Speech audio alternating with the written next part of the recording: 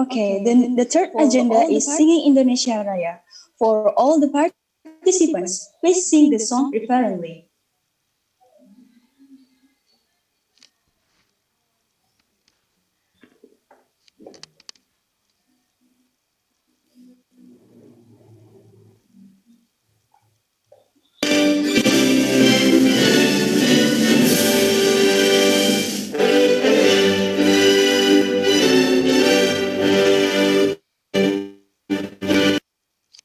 The next agenda is speech from some speakers. The first speaker is from Zainul Mubarak as the chief of the steering committee.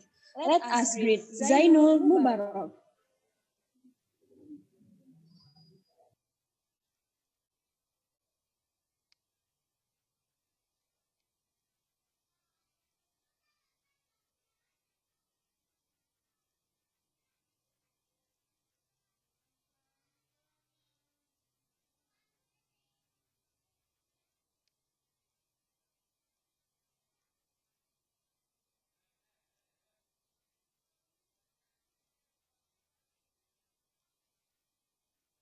Bismillahirrahmanirrahim. Assalamualaikum warahmatullahi wabarakatuh.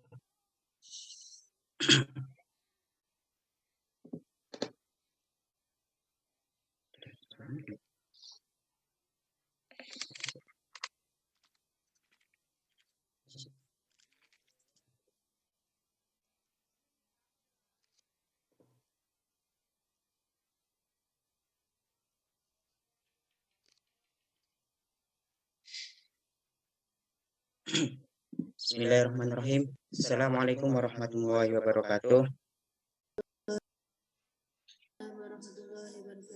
Alhamdulillah wa kafa wassalatu wassalamu ala rasul Mustafa wa ala alihi wa ashabi ahli sidqi wal wafa. Rabbi shrah li uqdatam min lisani yafqahu wahlul uqdatam min lisani yafqahu qawli amin amma ba'd. Yang saya hormati para narasumber pada pagi hari ini yakni Ning Imas Basmati Zahra dan Bu Titi Rahmawati MAG, dan tak lupa pada Ibu DPR kelompok 58 yakni Ibu Fitria Susu. Kita sebagai manusia itu tujuannya adalah menyebarluaskan manfaat seluas-luasnya tanpa memandang latar belakang, baik laki ataupun perempuan, gitu ya. Saling bukan paling. Ini berarti justru kita harus berkolaborasi antar gender, laki-laki dan perempuan. Kita semua harus mendukung satu sama lain dengan semangat kesetaraan gender ini. Kita harus mengaktualisasi diri kita dengan cara kita masing-masing di lingkup kita masing-masing, supaya kita memahami apa sejatinya yang tepat untuk dilakukan, tepat untuk disuarakan, sehingga perilaku kita, pikiran kita, dan perkataan kita itu selalu tujuannya adalah untuk meningkatkan martabat kita sebagai manusia dan juga tidak mendiskriminasi siapapun, selalu untuk menyebarluaskan manfaat seluas-luasnya. Karenanya panitia ini telah menghadirkan dua narasumber kita yang tadi sudah kita sapa bersama-sama, Ibu Titi Rahmawati MAG, kemudian Mas Fatimah Zahra, yang pastinya kapasitasnya itu sudah tidak perlu kita ragukan lagi gitu.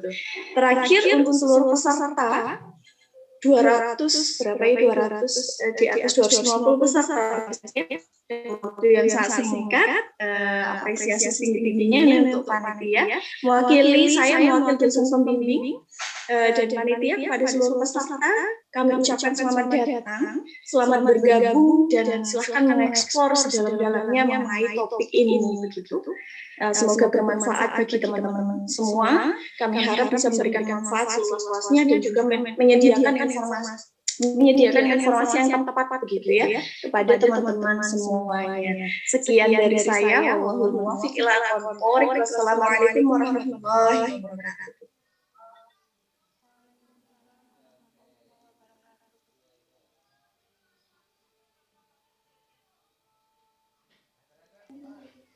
Waalaikumsalam warahmatullahi wabarakatuh. Thank you very much to the second speaker for the remarks. Let's keep on the next agenda, that is reciting dua, will be recited by our brother Wildan Solehuddin. For Wildan, time is yours.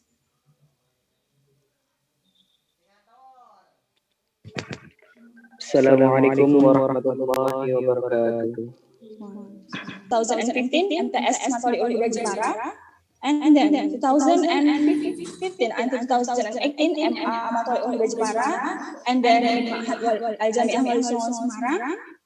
And start from 2018 until now is the student in UIN Wali Songo University in Semarang, and also activity-nya as the student in Wali Songo University in Semarang,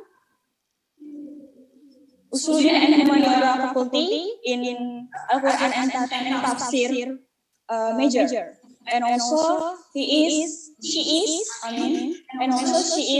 santri in Sastra Kabupaten Semarang.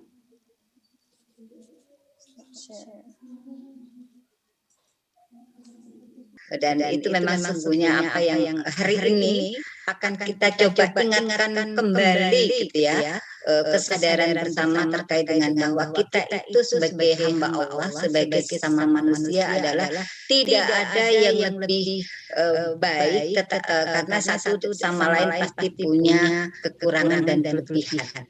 Sehingga kenapa kita perlu memberikan kesadaran bersama bahwa laki dan perempuan itu bukan paling tetapi saling ya.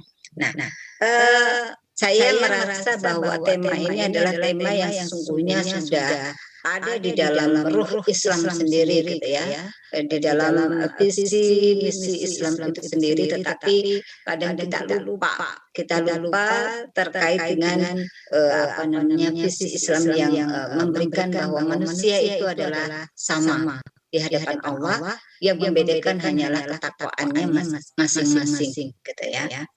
Kayak tema yang sangat bagus, sangat saya apresiasi gitu ya. Tetapi saya juga tadi seperti disampaikan oleh moderator atau MC ya, saya bangga MC-nya juga sudah bilingual gitu ya, in English and Arabic gitu ya. Itu saya apresiasi. Andaikan semua seluruh mahasiswa UIN Wali Songo juga sudah bisa kuliah dengan bilingual, kita sudah siap jadi international class gitu ya. Oke. Menuju ke kelas lah kita ini. Keluar sedikit dari konteks tadi. Nah, terkait dengan tema ini, saya mengawalinya tentunya ada beberapa poin gitu ya. Yang pertama, ketika membincangkan salingan itu, saya merasa kita membincang yang pertama perbedaan itu sunnatullah ya. Sunnatullah. Jadi kalau ada pagi, ada sore, ada siang, ada malam, ada laki, ada perempuan, itu bagi saya adalah sunnatullah ya. Kemudian yang kedua adalah membincang urgensi kesalinan. Apa sesungguhnya arti pentingnya kita berbicara tentang kesalinan ini gitu ya. Lalu yang ketiga adalah strategi membangun kesalinan. Bagaimana cara kita membangun kesalinan di antara laki dan perempuan, di antara yang tua dengan yang muda, ya, dengan yang kurang mampu dengan yang mampu dan sebagainya. Oke. Itu saya mengambil 3 poin. Mohon maaf kalau saya lupa membaca tor ya. Jujur saya itu ingat webinar ini saya pikir hari Rabu lalu. Jadi saya malam Rabu itu tiba-tiba ingat besok saya ngisi kelompoknya Mbak Dina. Saya sudah buru-buru pagi itu Mbak Dina nanti mulai jam berapa saya ada acara internasional keren ya. Pas sudah buru-buru, Ibu bukan hari ini tetapi hari Sabtu. Sudah yang pasti saya sudah malamnya sudah bikin slide gitu ya untuk bahan pancingan saja. Nah ini jadi saya tidak berubah dari yang saya buat malam Rabu lalu. Oke.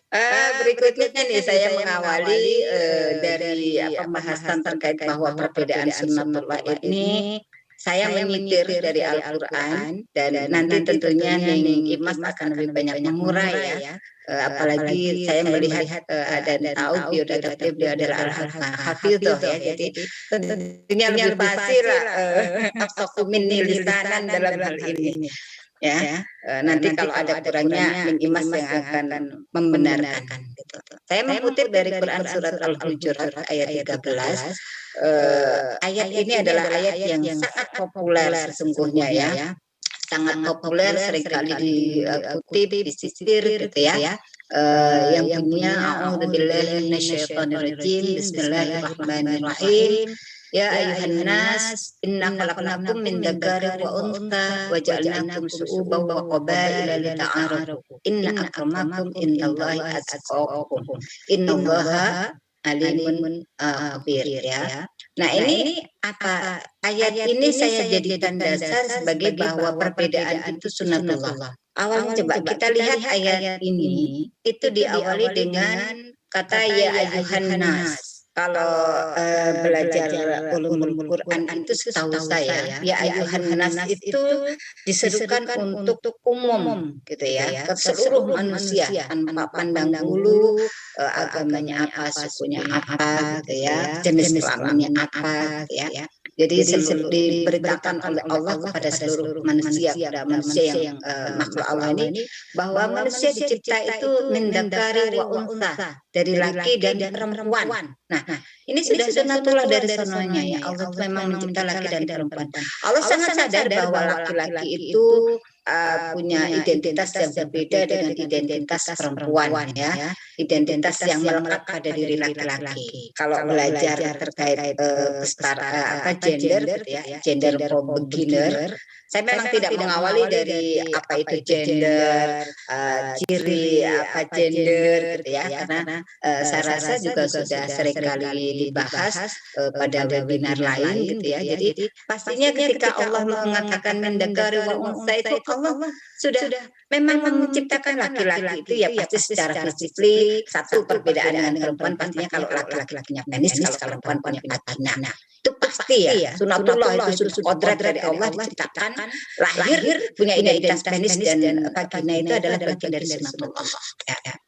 Tetapi bahwa perbedaan laki dan perempuan itu adalah untuk saling kenal mengenal dalam bahasa ayat Al-Hujurat ayat 13 ini. Nah, ini penting ya, jadi penting. Jadi setiap perbedaan itu dimaknai bukan untuk mendominasi, bukan untuk merasa paling, tetapi untuk saling kenal mengenal, lita'arufu ya.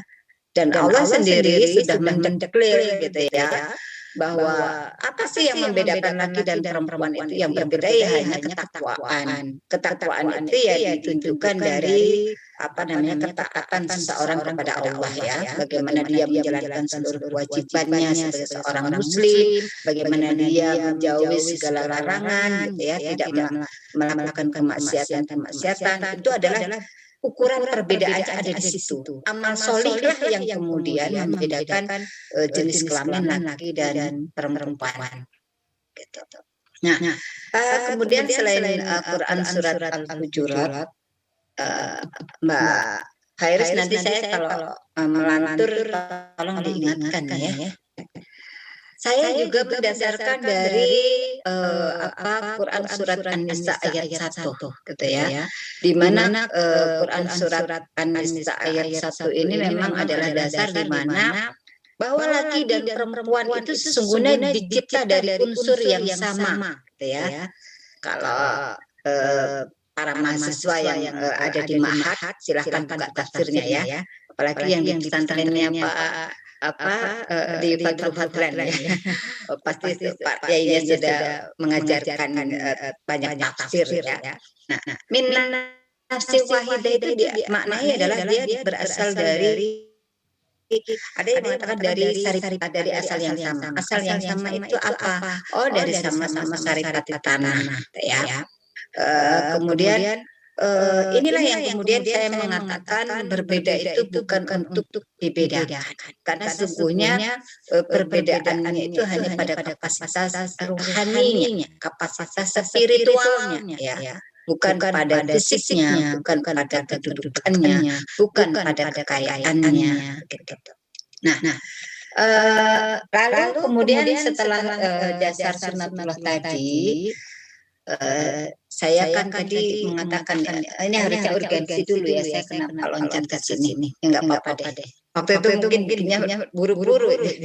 Nah, bagaimana membangun kesalingan gitu ya. Membangun kesalingan ini kan caranya adalah saya ada di kedua ini sesungguhnya. Perbedaan jenis kelamin, suku, fisik, jabatan, status sosial, keilmuan, kekayaan hendaknya jangan disajikan sebagai sumber konflik. Maka strateginya ada apa? Perbedaan itu dijadikan sebagai modal sosial untuk maju bersama yang pertama. Jadi mau laki mau perempuan itu perbedaannya tidak untuk menjadi sumber konflik, tetapi jadikan itu sebagai modal sosial untuk maju bersama. Yang kedua adalah cara membangunnya, perspektif terhadap perbedaan laki dan perempuan itu harus dimaknai dengan nilai positif, bukan negatif, gitu ya. Jadi kalau ini satu laki berarti dia lebih kuat dong dibandingkan perempuan. Bukan itu yang harusnya dibangun, tetapi nilai positif. Karena di dalam Islam itu sesungguhnya bukan persoalan menghadapkan antara patriarki dengan matriarki ya. Jadi patriarki dan matriarki itu bukan dua hal yang dikonflikkan, dihadap-hadapkan. Tetapi bagaimana patriarki dan matriarki bukan dipilih patriarki juga tidak, matriarki juga tidak, tetapi yang dipilih oleh Islam adalah apa? Keadilan, kesalingan ya. Atau kesalingan ini kan istilah yang populer yang digaungkan oleh Pak Kiai Fakih ya, Kiai Fakihuddin Abdul Qadir, dan PPT saya ini banyak saya adopsi dari buku beliau gitu ya. Ada buku bestseller beliau Qiraah Mubadalah dan juga buku Manual Mubadalah. Kalau kawan-kawan sahabat sudah membaca dua buku bestsellernya, masterpiece-nya Kiai Fakihuddin Abdul Qadir, pasti sangat paham dengan esensi dari Mubadalah ini. Nah, itu bagaimana cara membangunnya. Berikutnya adalah ini kenapa saya nggak bisa lanjut. Oke. Nah, urgensi di dalam kesalingan. Nah, apa arti pentingnya kesalingan? Kesalingan ini menjadi penting karena apa? Di dalam Islam itu ketaatan mutlak itu hanya kepada Allah, tidak kepada yang lain. Jadi seorang hamba diciptakan oleh Allah itu ya hanya menghamba kepada yang mencipta. Siapa yang mencipta? Ya Allah Subhanahu wa Ta'ala, tidak ada lain. Jadi tidak ada laki-laki menghamba kepada perempuan atau sebaliknya perempuan menghamba kepada laki-laki. Tidak ada. Yang ada adalah kerjasama, musyawarah, saling mubadalah. Kalau menghamba itu ya menghamba seseorang atau seorang makhluk itu hanya kepada Khalik, kepada Allah ya. Nah, kalau terkait dengan kemanusiaan, maka yang ada adalah penghargaan, penghormatan, kasih sayang, musyawarah, keadilan, dan partnership untuk menciptakan kemaslahatan. Maslahah itu adalah kebaikan yang bisa dirasakan oleh banyak orang, tidak hanya dirasakan oleh diri sendiri atau hanya segelintir orang-orang, tapi dirasakan oleh banyak orang. Itu namanya kemaslahatan. Sehingga urgensi kesalingan ini ya arti pentingnya adalah kalau terhadap Allah, terhadap Khalik yang menciptakan kita, menciptakan makhluk dunia dan isinya ini, ketaatannya adalah ketaatan mutlak. Tapi kalau pada sesama Khalik, sesama makhluk tidak ada yang namanya ketaatan mutlak. Adanya adalah kesalingan tadi.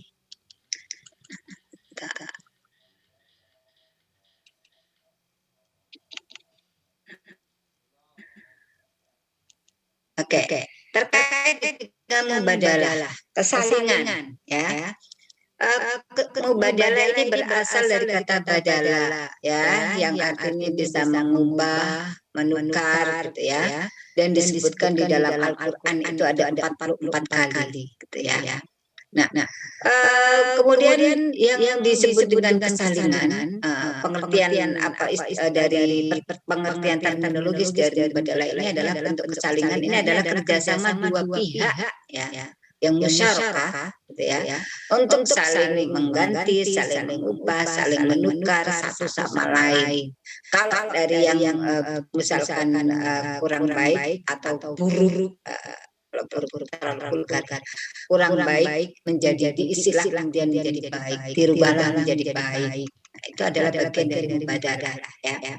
Nah, mubadalah ini juga merupakan perspektif dan pemahaman di dalam relasi antar dua belah pihak yang mengandung semangat kemitraan. Tadi dalam bahasa saya adalah partnership, di mana di dalam kalau kemitraan atau kerjasama partnership ini ada hubungan timbal balik atau prinsip resiprokal. Resiprokal itu timbal balik, gitu ya. Kalau kamu kurang apa, maka saya melengkapi apa, ibarat begitu. Itu yang namanya dengan kesalingan. Nah, kemudian di dalam mubadalah ini pendekatannya adalah menempatkan laki-laki dan perempuan itu sebagai subjek. Tidak ada laki-laki subjek, perempuan objek, atau sebaliknya tidak ada laki-laki objek, perempuan subjek. Tapi dua-duanya adalah subjek. Kalau dua-duanya subjek ini adalah posisinya setara. Tetapi kalau satu subjek, satu objek, maka pasti ada yang mendominasi, ada yang menghegemoni. Pasti statusnya juga tidak setara, ya kan? Misalkan atas bawah, itu berarti ada salah satu yang mendominasi kan, menghegemoni. Nah, atau depan belakang, gitu ya. Tetapi kalau samping kanan kiri itu artinya dua-duanya punya kesetaraan ya. Apapun bentuknya yang pasti mau perbedaan kanan kiri itu adalah bagaimana dimaknai bahwa kanan dan kiri adalah sama-sama subjek. Tidak salah satu menjadi objek dan salah satu menjadi objek ya. Nah, kesalingan ini juga terkait dengan kalau kita lihat dalam kehidupan sehari-hari terkait dengan kehidupan interaksi sosial ya. Ini sangat lekat dengan kehidupan kita. Contoh misalkan kalau di rumah saja gitu ya. Misalkan kakak dan adik, kalau kakaknya laki-laki kemudian adiknya perempuan, misalkan kalau yang masih terjadi kakak laki-laki sering kali menyuruh-nyuruh adik, itu artinya ada yang menjadi subjek dan ada yang menjadi objek. Ya.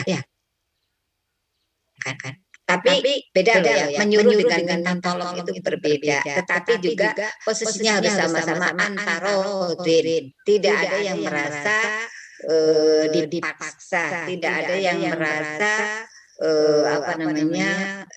diintervensi, dihegemoni gitu ya. Sehingga terkait dengan kesalingan ini harus dibangun baik pada kehidupan publik maupun kehidupan domestik, baik di dalam rumah ataupun di luar rumah. Contoh kalau di luar rumah, para mahasiswa itu hari ini ketika hari ini sedang berjihad fisabilillah dengan thalabul ilmi gitu ya. Itu kan ada di luar rumah bisa jadi ya. Ya ada juga enggak Bu, saya kan di rumah sendiri di Semarang. Itu ketika berrelasi dengan kawan sekelas misalkan. Itu adalah bisa berrelasi dengan di wilayah publik. Saya memastikan kalau di kelas saya apapun yang terjadi, kalau di kelas saya mayoritas perempuan misalkan, saya harus meyakinkan bahwa perempuan yang mayoritas itu tidak boleh melakukan diskriminasi terhadap laki-laki yang minoritas di kelas, atau sebaliknya karena laki-laki minoritas sehingga dia merasa harus difasilitasi atau dilayani penuh misalkan oleh para perempuan. Nggak boleh. Saya harus pastikan bahwa kawan-kawan mahasiswa baik laki atau perempuan dalam kesetaraan akses, partisipasi, kontrol dan manfaat. Itu artinya saya tidak akan terlalu condong kepada salah satu pihak. Keduanya saya berikan proporsinya, ya, baik di dalam partisipasi di kelas atau akses terkait dengan kuliah, gitu ya. Itu namanya adalah relasi yang tidak menjadikan salah satu sebagai subjek dan salah satu lain menjadi objek. Kemudian nih, pendekatan di dalam qiraah mubadalah.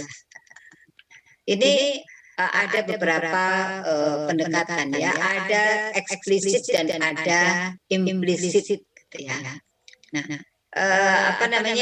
di Al-Quran itu ada terkait kesalingan itu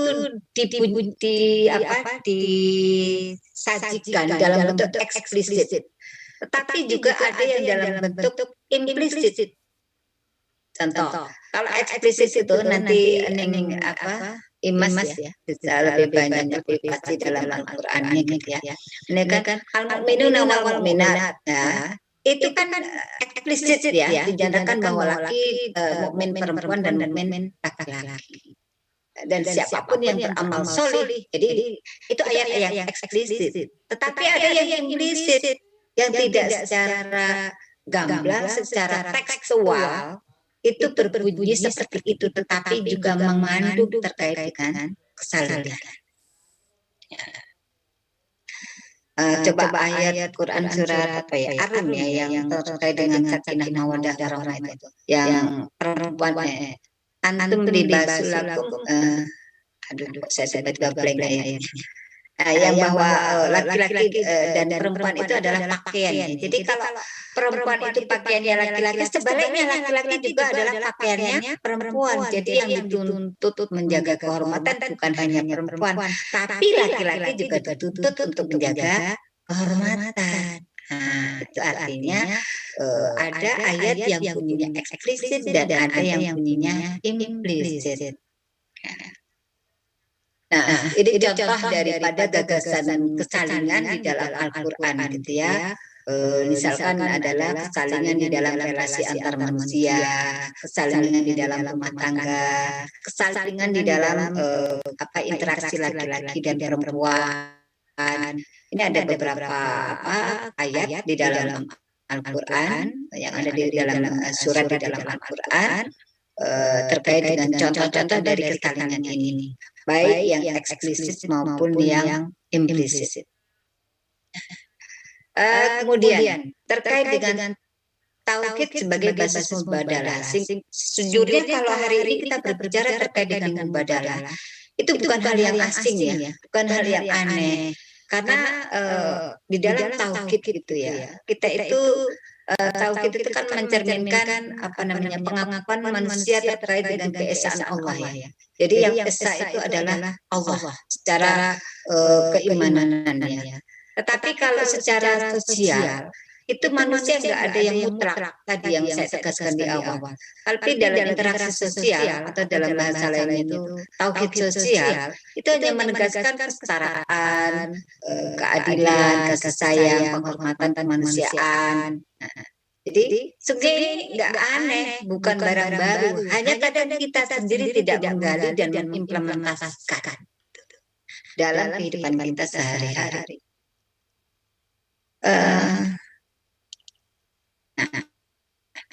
Lalu pilar itu apa ya? Penyangga ya. Kalau kita bikin rumah kan nggak mungkin kita langsung ada atap tanpa ada pilar ya. Pasti kalau ada atap itu ada pilarnya.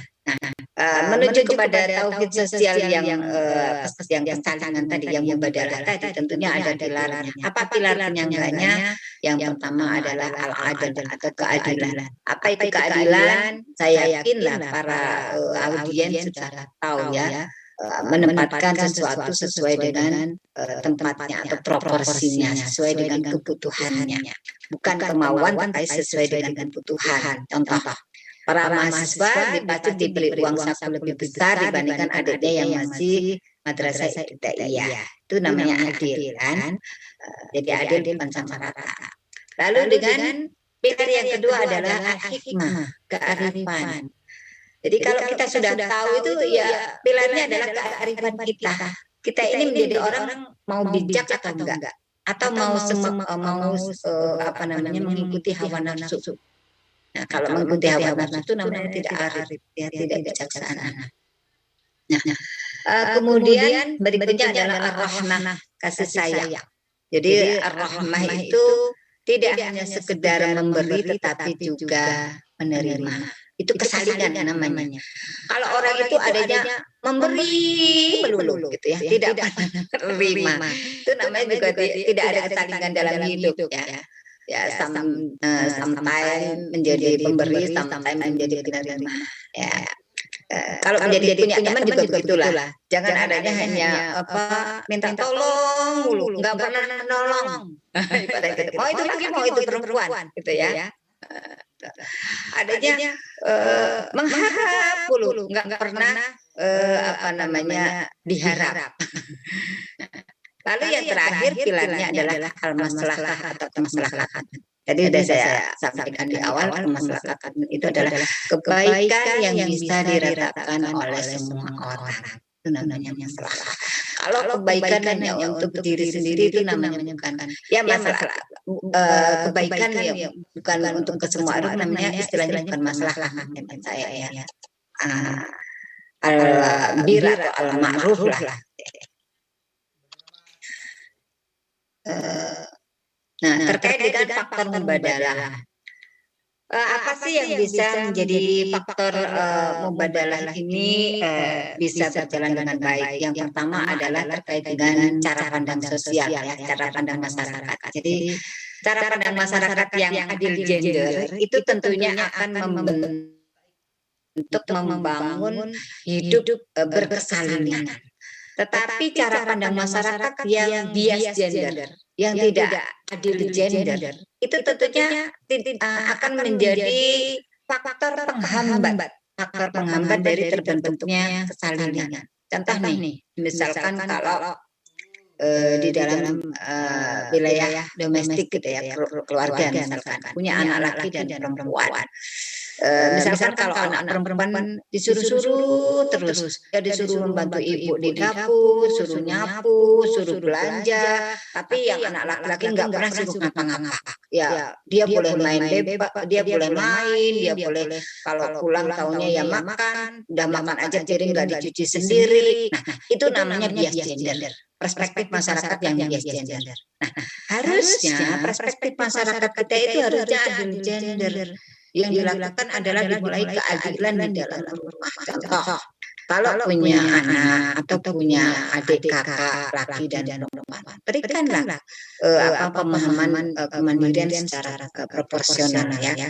Misalkan kalau ada aturan main misalkan di rumah itu setiap anak yang makan maka diminta untuk mencuci sendiri piring yang digunakan atau alat makan yang digunakan untuk makan, sarana dia makan. Itu barulah namanya kesalinan. Tidak ada yang satu diberikan keistimewaan, privilege gitu ya, yang lain dijadikan objek. Itu namanya perspektif masyarakat yang tidak adil gender.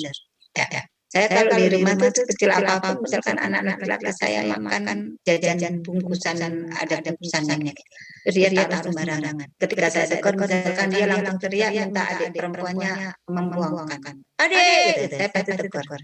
Itu yang makan siapa? Kakak. Itu yang bikin santan siapa? Kakak yang taruh. Itu adalah bagian mungkin ikhtiar kecil gitu ya.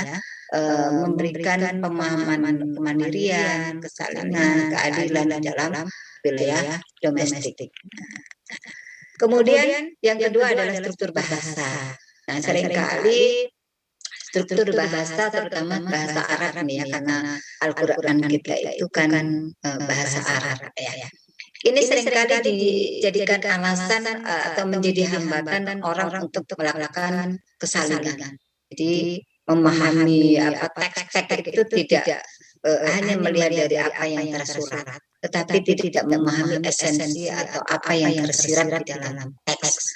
Maka seringkali orang memahami bahasa itu menjadi bagian dari hambatan menuju persalinan. Tetapi sesungguhnya kalau kita orang yang paham terkait dengan bahasa bahasa Arab, baik struktur katanya atau dalam bahasa Arab itu mungkin nahwu sorofnya, kawaidnya pastinya dia akan lebih arif dan bijaksana. Orang-orang yang lebih tahu itu akan lebih bijaksana. Tetapi kadang kalau tahunya baru sebagian itu bisa jadi kadang muncullah keegoisannya egomennya bahwa itu yang betul itu gitu ya. Nah, menuju orang yang arif itu memang butuh proses butuh banyak keilmuan yang harus dipelajari. Berikutnya lagi adalah masih ada enggak ya? Strategi mubadalah. Di dalam membangun mubadalah itu memang di dalam Al-Quran terutama kalau kita melihat sejarah Islam gitu ya, itu ada target final dan ada target antara. Contohnya yang disebut dengan target final di dalam strategi mubadalah. Dulu sebelum Islam hadir pada masyarakat Arab, tidak hanya masyarakat Arab ya, tapi mayoritas yang kita kenal di dalam sejarah kan yang di Arab. Ada juga sebenarnya pada peradaban masyarakat lain di luar Arab. Perempuan itu dianggap dulu sebagai makhluk kedua gitu ya. Masih mending kalau makhluk kedua itu artinya masih diakui. Tapi kehadiran perempuan itu dulu dipandang sebagai aib gitu ya. Karena apa?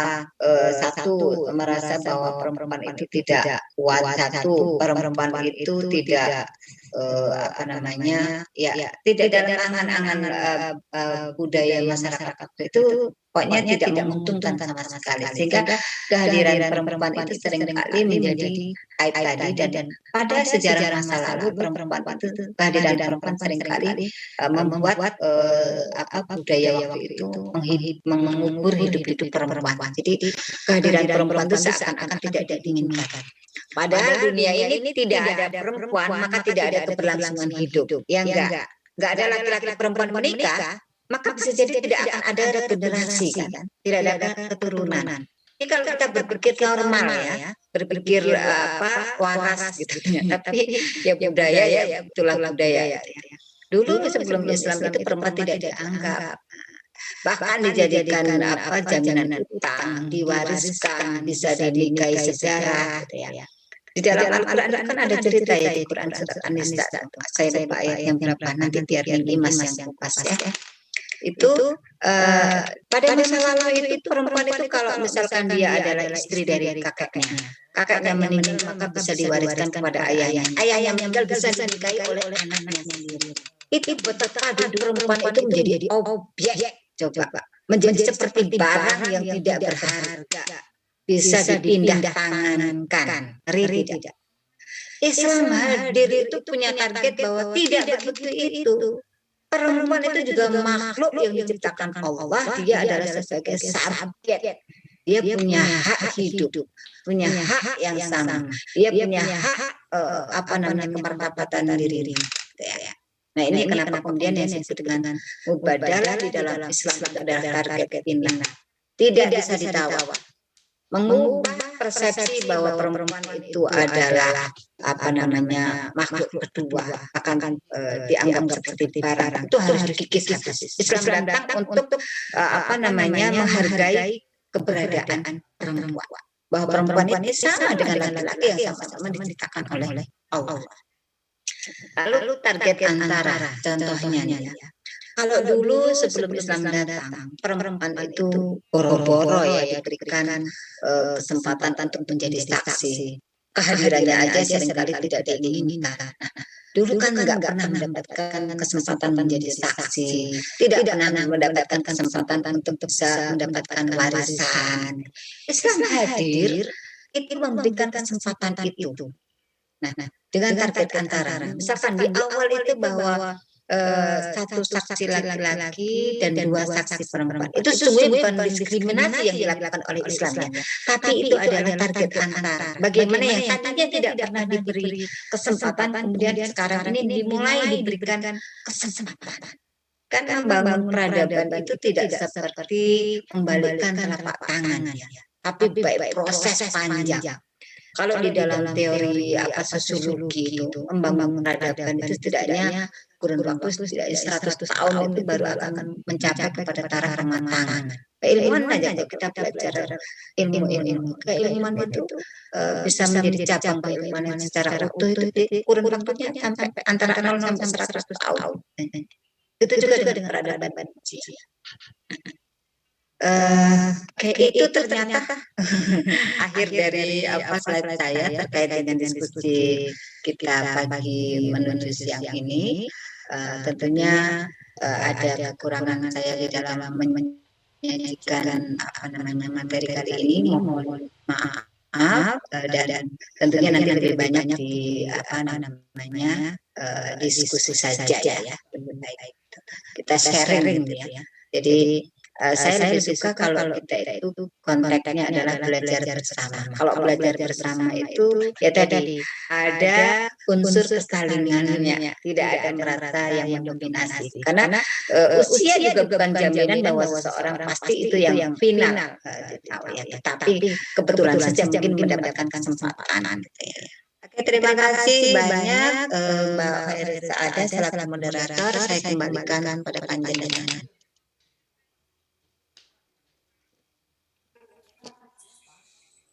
Saya stop screen dulu ya. Stop share. Terima kasih, saya kembalikan kepada Mbak Hairisa Ada. Terima kasih. Terima kasih Ibu Titi Rahmawati yang telah menyampaikan materinya secara luar biasa ya. Telah menjelaskan bahwa tidak ada perbedaan antara laki dan perempuan, yang membedakan adalah ketakwaannya. Dan sejak Islam hadir itu telah membangun peradaban keadilan bagi laki-laki dan perempuan.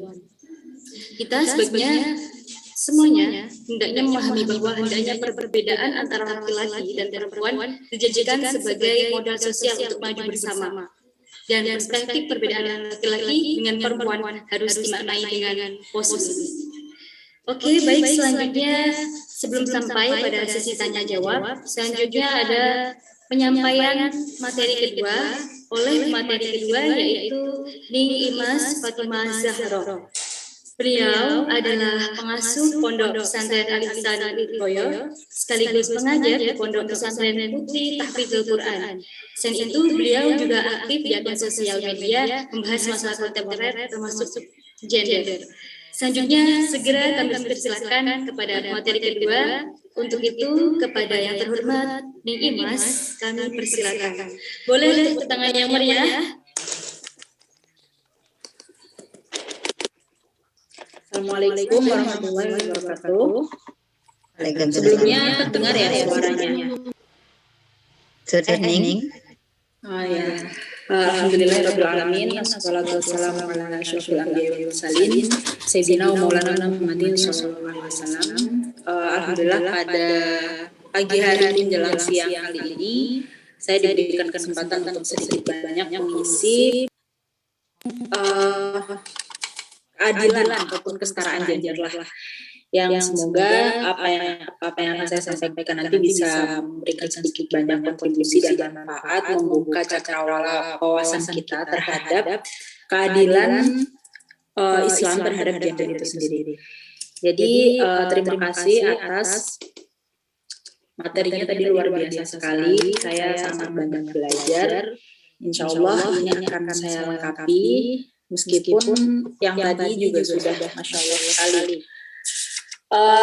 Baik, langsung saja. Karena kita ini sebagai seorang muslim yang kafah itu memang harus memiliki dasar dari berpikir dan juga tuntunan yang kita mengambilnya dari yang pertama adalah dalil akli, kemudian dalil nakli yang berasal dari Al-Quran dan hadis. Setelah itu baru diperbolehkan untuk menggunakan dalil akli kita, yaitu rasio kita untuk berpikir dan juga mencari titik kemaslahatan dalam problematika yang dihadapi umat Islam.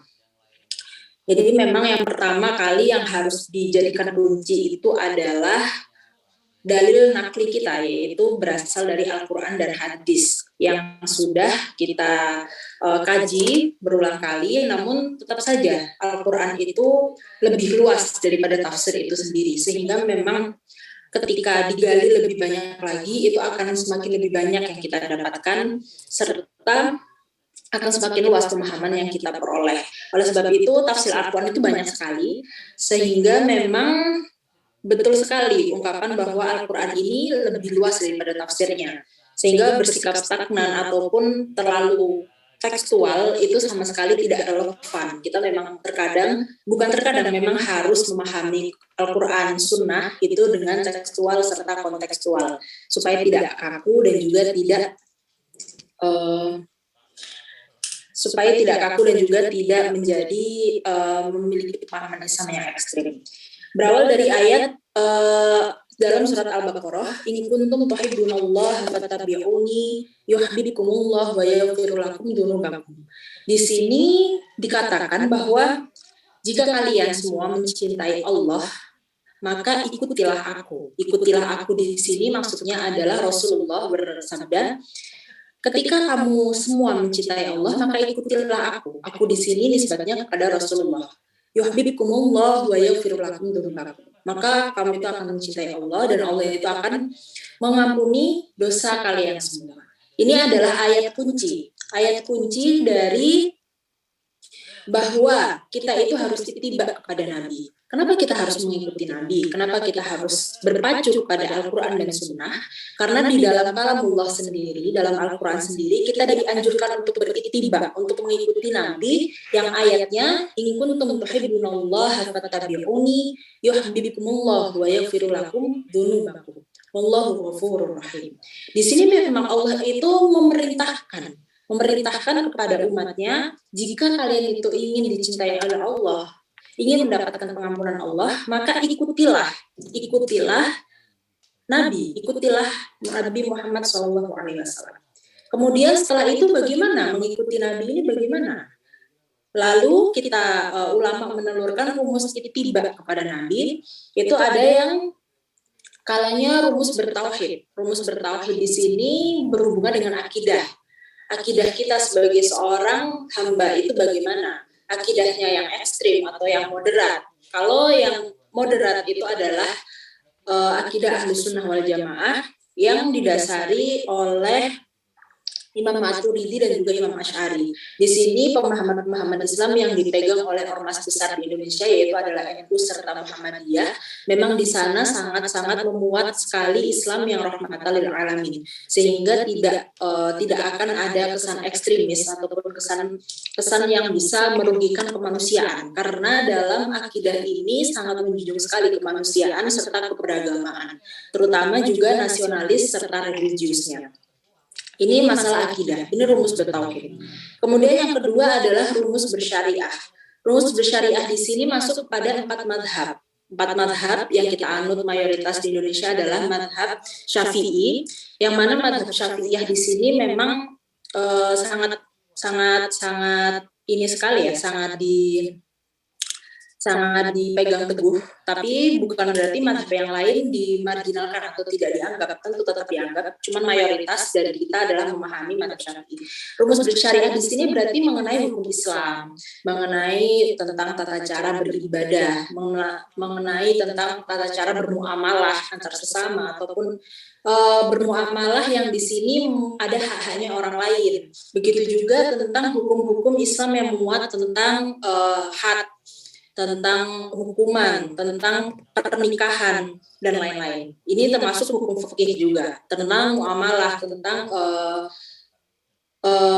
riba dan sebagainya. Kemudian yang ketiga adalah rumus berakhlak.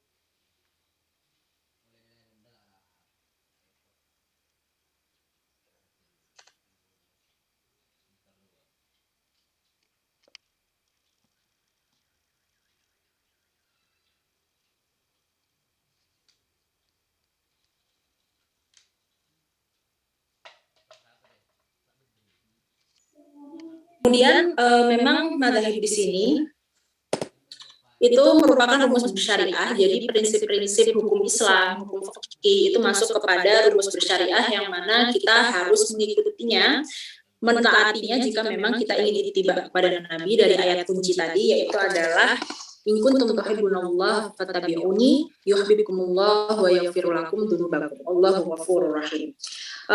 Kemudian yang terakhir adalah rumus berakhlak. Rumus berakhlak di sini merupakan rumus relasi antar manusia. Jadi Allah ini selain menurunkan pengetahuan terhadap hambanya melalui Al-Quran dan juga Sunnah, tapi juga ada akhwal. Nabi itu mengajarkan akhlak, mengajarkan relasi antar manusia, mengajarkan bagaimana kita ini memperlakukan manusia, memanusiakan manusia. Sehingga memang kita tidak bisa menyampingkan akhlak dan relasi ini seharusnya dan memang sebetulnya melampaui gender. Sehingga masalah gender di sini sebetulnya ada yang masuk kepada relasi akhlak seperti halnya yang disebutkan dalam surat Al-Baqarah ayat 228 tentang kesetaraan antara laki-laki dan perempuan yang memiliki hak serupa. Ini disebutkan ayatnya walahunna mithlul ladzi 'alaihinna bil ma'ruf. Dan mereka, para perempuan mempunyai hak seimbang dengan kewajibannya menurut cara yang patut. Ini adalah sebuah ayat yang menunjukkan bahwa relasi antara laki-laki dan perempuan itu merupakan relasi yang seimbang, yang seharusnya bisa saling tolong-menolong, bisa saling memberikan kontribusi pada kebaikan.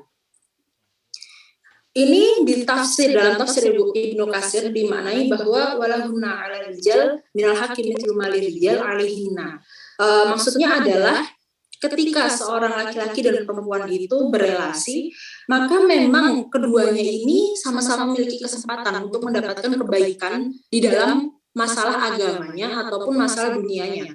Sehingga tidak ada perbedaan yang tidak boleh menimpang-nindih ataupun merasa lebih superior dari salah satunya karena memang pada dasarnya kita memiliki kesempatan yang serupa. Begitu pula dalam surat An-Nahl yang artinya An-Nahl ayat 97, mohon maaf saya tidak bisa share screen. Jadi mohon didengarkan, nanti saya akan menjelaskan sedetail mungkin. Semoga bisa memahamkan dan juga bisa diambil sedikit banyak manfaatnya. Barang siapa mengerjakan kebajikan, baik laki-laki maupun perempuan dalam keadaan beriman, maka pasti akan kami berikan kepadanya kehidupan yang baik, dan akan kami beri balasan dengan pahala yang lebih baik dari apa yang telah mereka kerjakan. Ini menunjukkan bahwa perempuan dan laki-laki itu memiliki kesempatan yang sama, memiliki relasi yang seimbang. Barang siapa mengerjakan kebaikan baik laki-laki atau perempuan, tidak ada bedanya. Di mata Allah itu sama-sama mendapatkan kesempatan yang setara. Kemudian dalam surat At-Taubah yang menjadi dasar bahwa perempuan punya hak yang sama bahkan dalam amar ma'ruf nahi mungkar. Amar ma'ruf nahi mungkar itu memerintah kebaikan dan juga melarang keburukan. Lah, di sini laki-laki dan perempuan lagi-lagi memiliki kesempatan yang sama. Wal mu'minuna wal mu'minat ba'duhum awliya'u ba'd ya'muruna bil ma'ruf wa yanhauna 'anil munkar wa yuqimunas shalah wa yu'tunaz zakah wa yuti'ullaha wa rasulah. Ini menunjukkan bahwa bahwa sebetulnya relasi antara laki-laki dan perempuan lagi-lagi itu sebetulnya setara dalam konteks akhlak. Konteks akhlak di sini karena tanpa adanya ikatan pernikahan. Sehingga kembali kepada prinsip Islam yang 3 tadi, yang pertama rumus bertauhid, bersyariah, dan juga berakhlak. Ini masuk kepada rumus berelasi, rumus berakhlak antar manusia, yang mana mendapat kesempatan yang setara antara laki-laki dan perempuan, didukung oleh ayat dalam surat Al-Baqarah, didukung dalam Al-Quran, surat Al-Baqarah ayat 228, surat An-Nahl ayat 97, dan juga surat At-Taubah ayat 71. Ini relasi antar manusia. Kemudian yang menjadi polemik di sini, ada kalanya relasi antara laki-laki dan perempuan ini masuk kepada rumus bersyariah. Rumus bersyariah itu misalnya laki-laki dan perempuan menikah. laki-laki dan perempuan menikah, yang mana pernikahan itu pasti membutuhkan keseimbangan dan juga kompromi. Dan kompromi di sini membutuhkan ada pihak yang mengalah. Sehingga dalam pernikahan ini perempuan diharuskan untuk lebih menghormati suaminya. Ini prinsip bersyariah, dan hak cerai, akad nikah itu semua dilakukan oleh laki-laki. Kemudian dalam hukum waris karena laki-laki mendapat beban tanggung jawab untuk membina keluarga, menafkahi keluarga, sehingga hak waris pun dalam Al-Quran disebutkan lidzakari mithlu hadzil unthayain, bahwa bagian laki-laki itu 2 kali lebih banyak daripada perempuan. Ini masuk kepada hukum fikih, prinsip bersyariah, yang mana ketika diganggu gugat itu akan rumit, karena bukan lagi relasi, tapi sudah mengenai tanggung jawab, hak, dan kewajiban yang memang harus diatur dalam Islam itu sendiri. Ini masuk kepada prinsip bersyariah. Sehingga dalam prinsip ini sulit jika harus diubah. Sulit jika harus diubah, sehingga memang untuk menjaga keseimbangan itu, laki-laki di sini dijadikan pemimpin dari perempuan itu sendiri dalam relasi hubungan yang di situ ada dekatan pernikahan ataupun ayah dan anak. Nanti saya juga akan membahas mengenai ijbar nikah dalam pandangan fikih. Jadi dalam fikih itu seorang anak diperbolehkan dipaksa ayahnya untuk menikah, tapi di situ ada beberapa ketentuan. Ketentuannya memang sebetulnya tujuannya adalah kemaslahatan. Meski konsep fikih itu sangat banyak sekali perkhilafan, namun di sini kita bisa menarik benang merah bahwa sebetulnya aturan-aturan itu tidak memberatkan, namun adalah untuk mencapai kemaslahatan yang mana seseorang itu jika syariahnya tidak diatur dengan baik, maka dia akan sulit menemukan ketenangan dalam beragama itu sendiri. Oleh karena itu, prinsip bersyariah ini sebetulnya harus dipegang teguh dan betul-betul dipahami supaya bisa mendapatkan Islam yang kafah, namun sesuai dengan koridor prinsip ittiba pada Nabi itu sendiri yang diambil dari ayat kunci yang tadi saya sebutkan.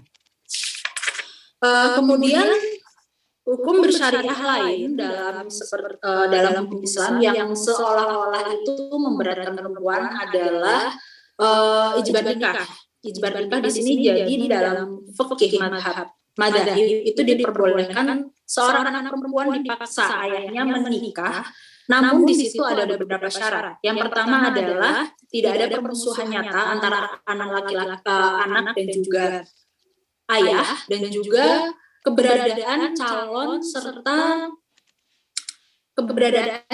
suami serta anak itu sendiri harus setara, dalam artian tidak terlalu jomplang status sosialnya, kemudian tidak terlalu jauh lah. Di sini masuk pada konsep kafaah. Kafaah itu bukan keabsahan nikah, bukan syarat sah nikah, tapi seharusnya dianjurkan. Karena memang orang ini untuk bisa mencapai kehidupan yang ideal itu paling tidak memiliki kebersamaan atau dibersamakan dengan orang yang bisa saling mengimbangi. Sehingga prinsip kafaah di sini dicetuskan oleh ulama beratus-ratus tahun yang lalu, karena memang idealisme seseorang untuk membina sebuah pernikahan yang bisa menghasilkan sakinah mawaddah warahmah itu adalah dengan bersama dengan seseorang yang bisa saling mengimbanginya. Lah, tapi ini bukan kewajiban. Kemudian syarat yang kedua adalah antara si calon dan perempuan ini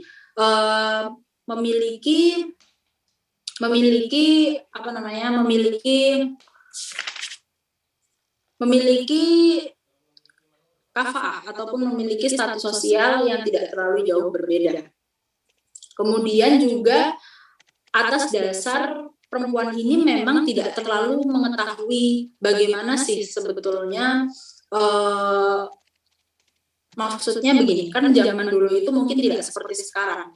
Zaman sekarang mungkin mudah sekali berkomunikasi. Zaman dulu itu tidak, sehingga ulama itu menganggap bahwa ayah itu pasti tahu yang terbaik untuk anak perempuannya, karena memang aksesnya tidak semudah sekarang. Sehingga di sini yang penting adalah tujuannya kemaslahatan, tidak ada doror yang kembali kepada fisik ataupun psikis anak itu sendiri. Nah, di sini menunjukkan bahwa ijbar nikah itu pertimbangannya adalah kemaslahatan, karena si anak ini tidak akan terlalu mengetahui bahwa bagaimana karakter seorang laki-laki, bagaimana bagaimana dia memilih seorang laki-laki yang cocok untuknya. Ini belum tahu, sehingga dipilihkan oleh orang tuanya, dan jika menurut orang tua ini baik dan memenuhi syarat itu, maka diperbolehkan.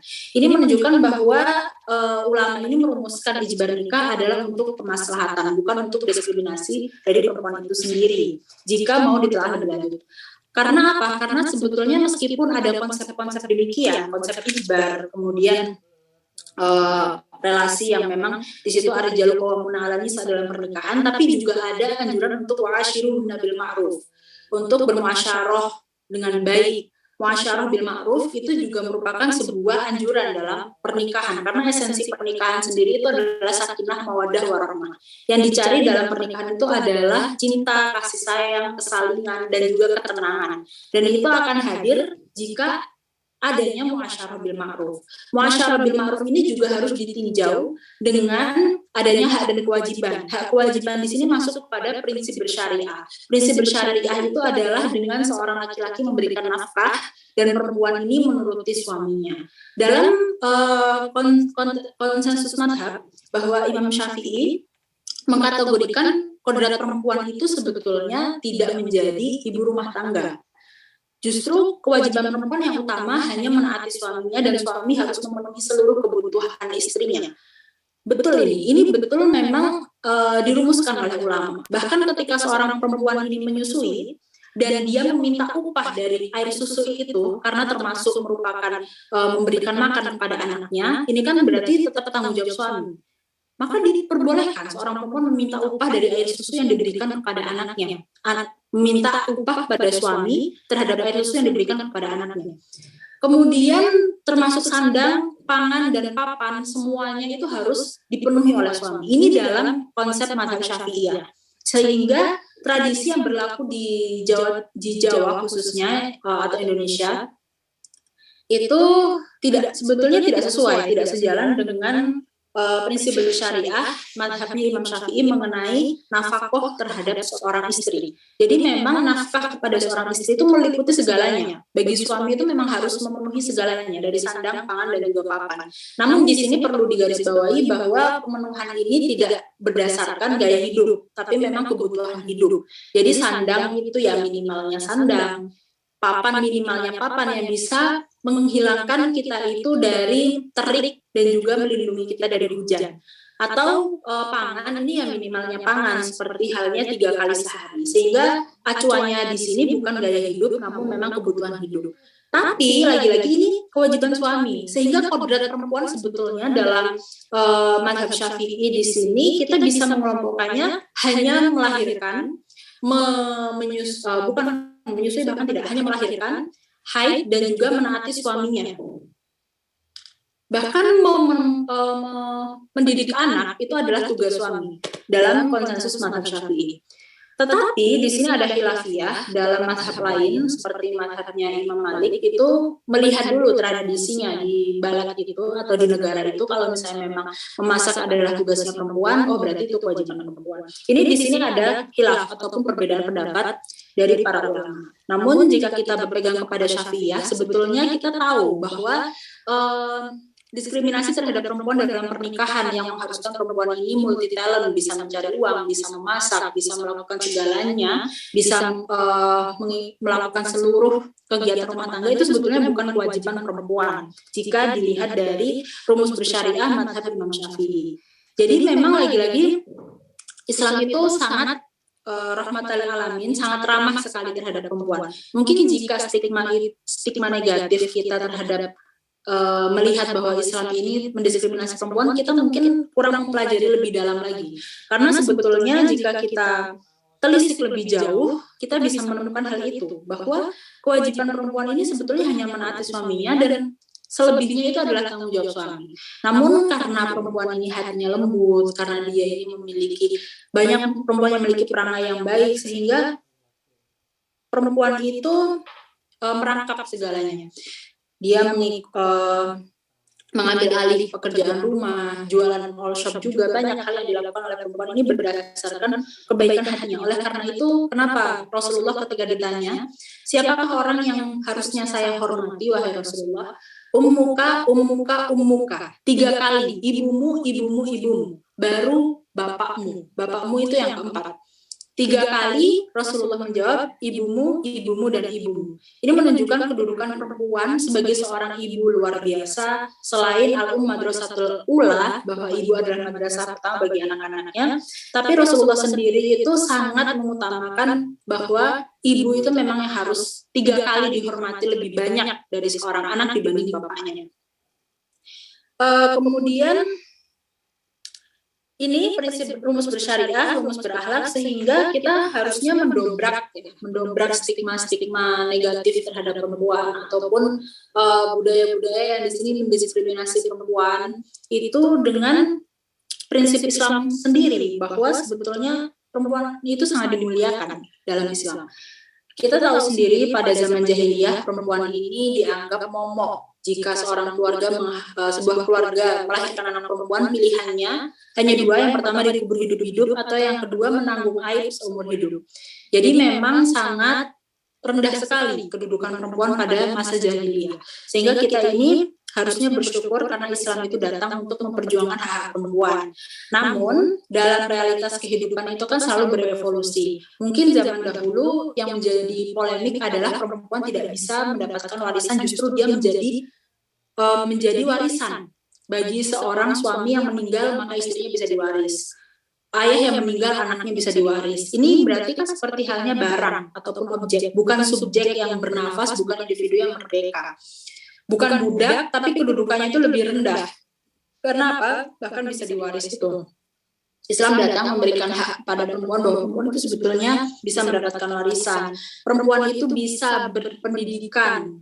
Perempuan itu bisa mendapatkan kehormatan. Sayyidah Khadijah, seorang saudagar kaya raya. Sayyidah Aisyah, seorang perempuan yang intelektualismenya tidak diragukan lagi, meriwayatkan ribuan hadis yang semuanya mu'tabar, semuanya bisa diterima dan bisa menjadi acuan hukum. Jadi hadis-hadis itu memang harus mu'tabar untuk bisa menelurkan hukum. Hukum itu diambil pertama dari ayatul ahkam, ayat Quran yang di situ membahas tentang hukum. Kemudian nanti bisa diambil dari hadis, yang hadis di sini harus mutabaroh dan mata rantainya itu harus sahih. Tidak bisa mata rantai hadis yang cacat. Makanya hadis itu statusnya ada yang sahih, ada yang dhaif, ada yang maudhu'lah. Hadis dhaif, hadis selain hadis sahih itu tidak bisa menelurkan hukum syariah, yaitu hukum fikih. Jadi hukum fikih di sini melalui berbagai banyak pertimbangan, melalui metodologi yaitu adalah usul fikih, kemudian diambil dari sumber-sumber yang memang bisa dipertanggungjawabkan kredibilitasnya, yaitu Al-Quran dan hadis pun harus melalui itu tadi, mata rantainya betul atau tidak, mutabaroh atau tidak. Al-Quran pun juga harus melihat asbabul nuzulnya, asbabul furudnya, sebab turunnya apa, sebab yang latar belakangi Al-Quran ini menjadi ayat ini datangnya bagaimana. Itu memang harus ditelaah lebih lanjut. Tidak bisa ayat ini, tidak bisa hukum itu diputuskan melalui sembarangan cara, itu tidak. Oleh karena itu rumus bersyariah yang dihasilkan oleh Imam Syafi'i yang bahkan menjadikan kedudukan perempuan ini tidak perlu susah-susah untuk menjadi tulang punggung dan lain-lain, karena memang sebetulnya kebutuhan nafkah itu adalah kewajiban suami. Jadi bagi perempuan-perempuan yang menanggung banyak tanggung jawab, bagi seorang istri yang menanggung banyak tanggung jawab, kegiatan rumah tangga dan lain-lain, itu sebetulnya adalah ladang ibadah. Karena pada dasarnya bukan kewajiban kita, tapi jika kita melakukannya, itu adalah ladang ibadah untuk kita semua. Sehingga tidak seharusnya berkecil hati dengan hal itu, karena memang sebetulnya itu adalah ladang ibadah. Kemudian hukum tentang rumus bersyariah, saya di sini tidak membahas mengenai relasi gender, bagaimana seharusnya perempuan harus lebih mengaktualisasikan diri dan lain-lain. Karena menurut saya, menurut pandangan pribadi atau sebetulnya sudah disadari banyak orang bahwa di Indonesia sendiri budayanya itu mulai lebih terbuka kepada perempuan, ramah terhadap nilai aktualisasi diri yang dilakukan oleh perempuan. Perempuan bisa masuk kepada ranah-ranah sosial, budaya dan politik. Berbeda dengan budaya di Arab Saudi sana ataupun di marginalkan yang memang lebih memarginalkan potensi perempuan itu. Jadi terus-menerus di Indonesia ini sudah ramah perempuan. Jadi mungkin tidak terbal karena budaya tengah. Sehingga itu adalah mungkin hukum-hukum Islam mengenai perempuan itu sendiri, sehingga lebih terbuka mata kita bahwa sebetulnya hukum Islam itu juga ramah untuk perempuan. Kemudian hukum perempuan safar. Perempuan safar. Safar itu bepergian. Bepergian di sini dalam konteks fikih klasik, memang perempuan ini jika bepergian itu diharuskan dengan mahram. Adanya mahram, mahram itu berarti ayah, kakak, paman, ataupun kakek. Itu mahram. Tetapi dalam fikih kontemporer, karena sekarang realitas kehidupan itu sudah lebih dinamis, bahwa fasilitas umum di mana-mana, yang mana menjadi tumpuan dari fikih klasik perempuan ini seharusnya pergi dengan mahramnya, itu adalah supaya perempuan tersebut aman dari fitnah. Fitnah di sini masuk kepada hal-hal yang menjurus ke ranah seksual.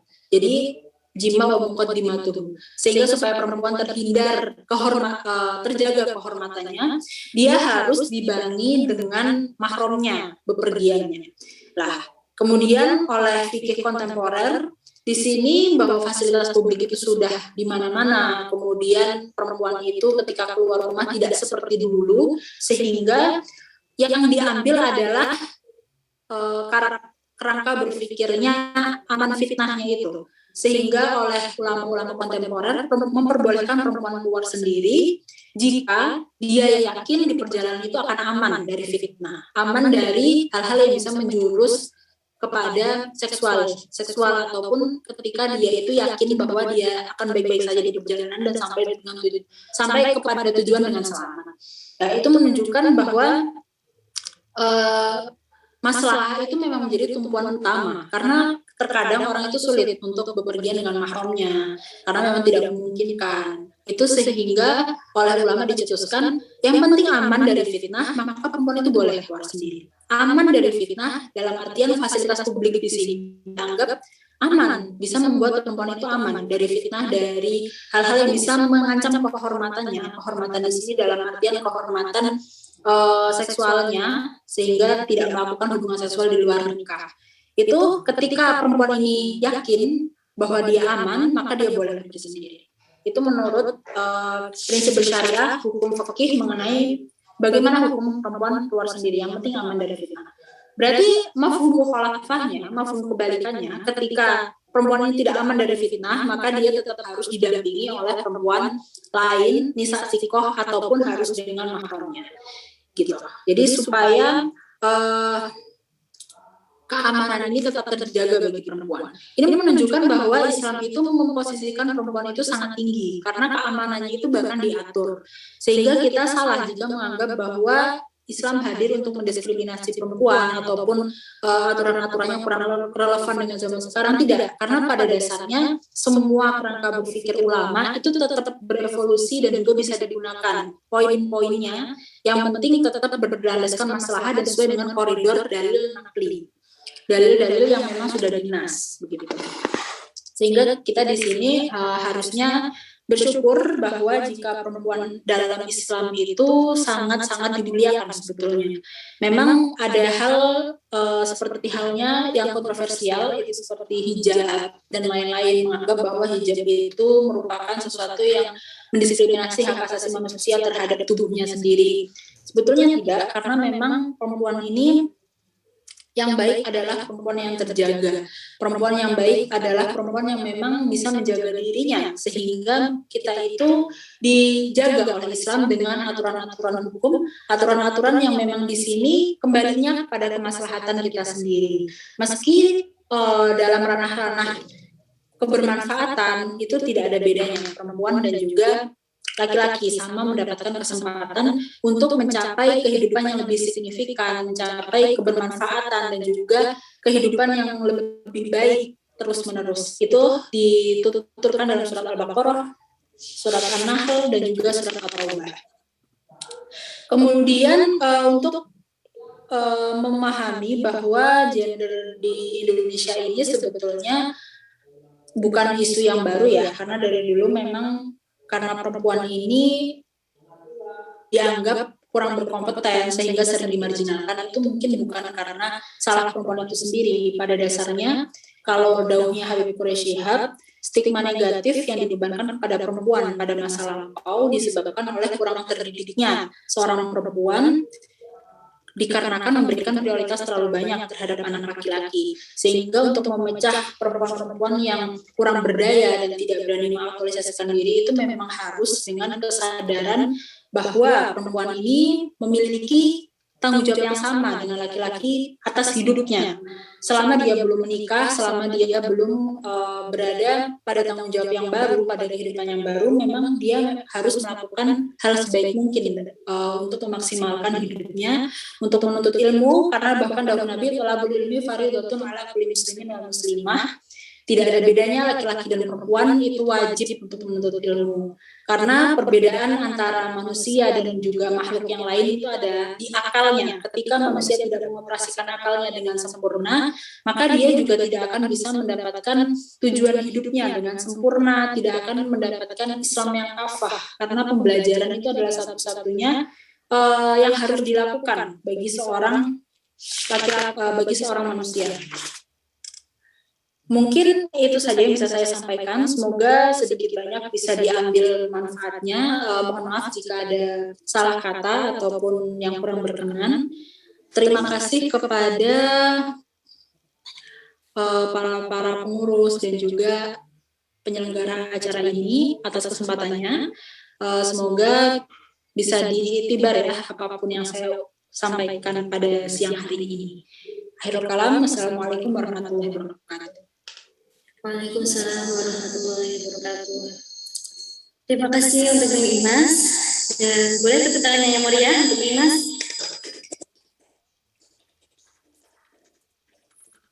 Baik, selanjutnya adalah sesi tanya jawab.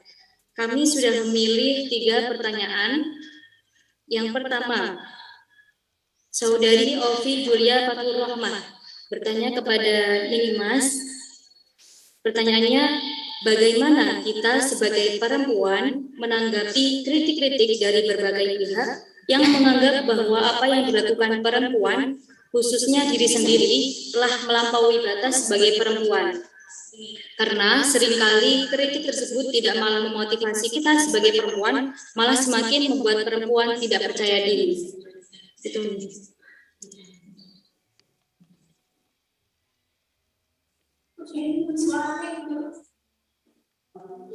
Pertanyaan pertama ini sering dirasakan oleh banyak perempuan fakiyah ya, jadi banyak yang terjadi, sering menjadi konflik batin dari perempuan itu sendiri.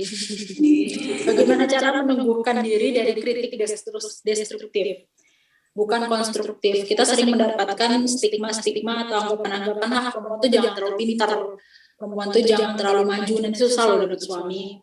Perempuan tuh jangan terlalu ambisi, perempuan tuh harusnya tuh apa adanya aja, nggak usah aneh-aneh. Perempuan tuh nggak usah ya melakukan hal-hal yang seharusnya tidak perlu dilakukan. Kalau menurut saya itu adalah anggapan-anggapan orang yang insecure ataupun orang yang kurang yakin dengan kompetensi dirinya, akhirnya menyuruh kita untuk selevel dengan dia. Mohon maaf, karena orang yang memberdayakan hidupnya, dia akan senang melihat orang lain berdaya pula. Sehingga perempuan di sini harus pintar-pintar memiliki filter atas apa yang disampaikan oleh orang lain, apa yang kita dengar, apa yang kita konsumsi, apa yang bisa mempengaruhi kita, itu harus betul-betul difilter. Karena terkadang orang ini memang tidak seharusnya terlalu mendengarkan orang lain, yang pertama. Yang kedua, harus memiliki filter. Yang ketiga, kita memiliki dasar yang kuat. Jika kita memiliki dasar yang kuat, bahwa kita tahu tadi perempuan ini memiliki kesempatan yang setara dengan laki-laki dalam aktualisasi diri, entah dalam ranah sosial, budaya maupun politik, seharusnya kita tidak perlu memusingkan kata orang lain, karena memang orang kata Allah saja kita harus sama-sama berlomba-lomba fastabiqul khairat. Kok kita harus memarginalkan diri hanya kata orang? Itu kan sama sekali tidak relevan. Yang penting adalah meneguhkan niat, prinsip kita dikuatkan lagi, kemudian dasarnya kita juga harus dikuatkan. kemudian memiliki filter yang baik, filter yang kuat, itu yang harus dilakukan sih. Karena pasti meragukan diri, kemudian dengerin kata orang, karena kita merasa bahwa perempuan ini seharusnya tidak perlu terlalu kuat. Tidak begitu, ataupun takut tidak dapat jodoh, enggak, karena thayyibatul thayyibin, bahwa kita itu akan bersama, orang baik itu dibersamakan dengan orang baik. Di sini juga berarti kita itu akan bersama dengan orang yang sefrekuensi dengan kita. Jika kita meradiasikan sesuatu yang positif, kita memiliki prestasi yang baik, kita memiliki level kehidupan yang stabil, memiliki pendidikan yang baik, justru orang-orang seperti itulah yang akan menarik, yang akan ditarik dalam hidup kita. Jadi apa yang ingin kita dapatkan? Misalnya jodoh seperti apa yang ingin kita dapatkan? Pertama adalah kita harus melakukan itu terhadap diri sendiri. Jadi jika ada orang yang marginalkan potensi kita atau menganggap kita tidak perlu melakukan hal-hal yang seharusnya tidak perlu dilakukan oleh perempuan menurut stigma mereka, itu tidak perlu didengarkan sih. Selama kita yakin dengan apa yang kita lakukan, kita percaya pada proses kita memiliki dasar yang benar, kita memiliki cara yang benar, kita menggenggam ridho kedua orang tua, kita memiliki doa-doa yang baik terhadap kita, itu sudah cukup. Kritik destruktif itu tidak untuk didengarkan. Yang boleh didengarkan itu adalah kritik yang membangun, bukan yang menghancurkan. Kurang lebih seperti itu.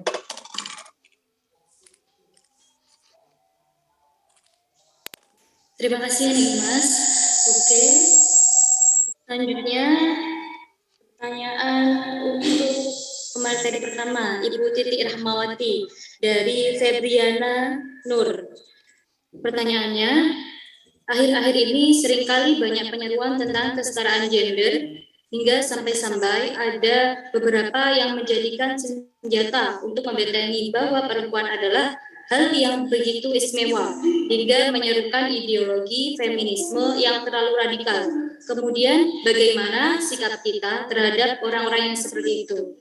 Terima kasih.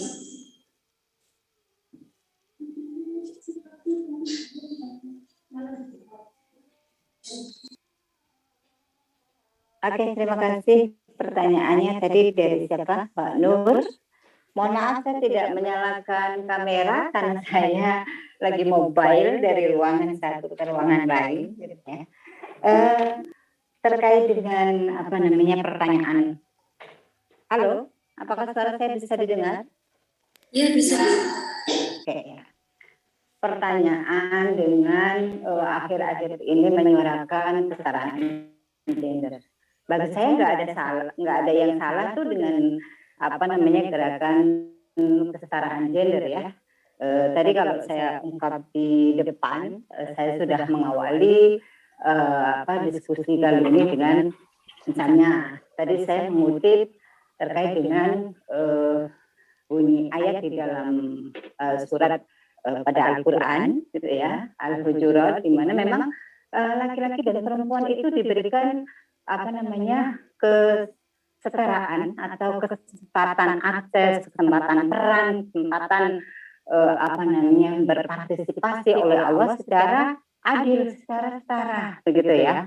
Apa yang salah dari kesetaraan gender dan apa yang salah dengan gerakan ini, gitu ya.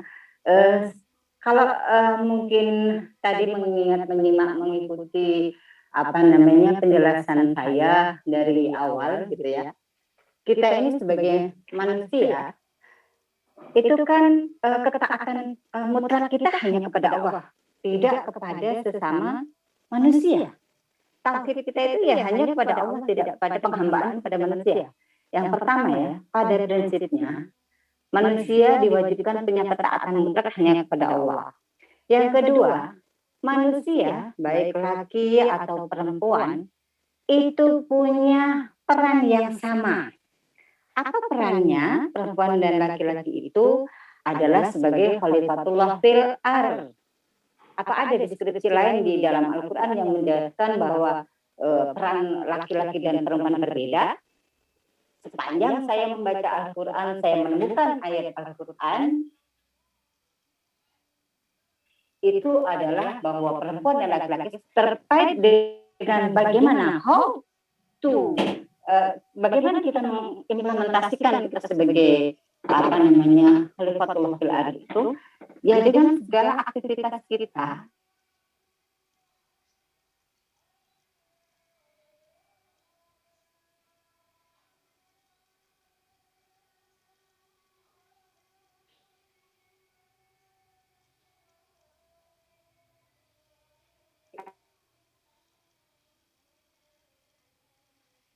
Antara sesama manusia suku tanpa memandang bahasa lebih penting.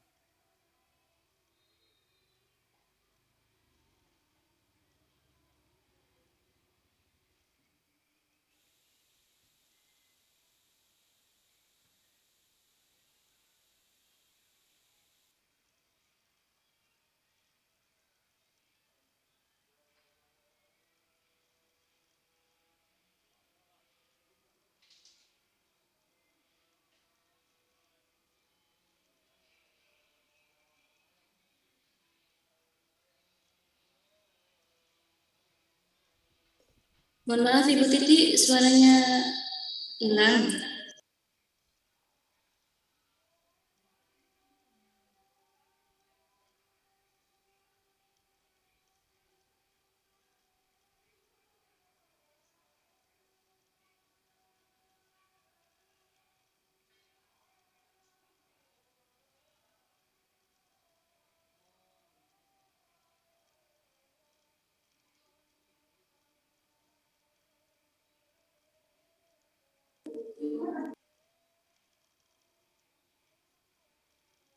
Halo.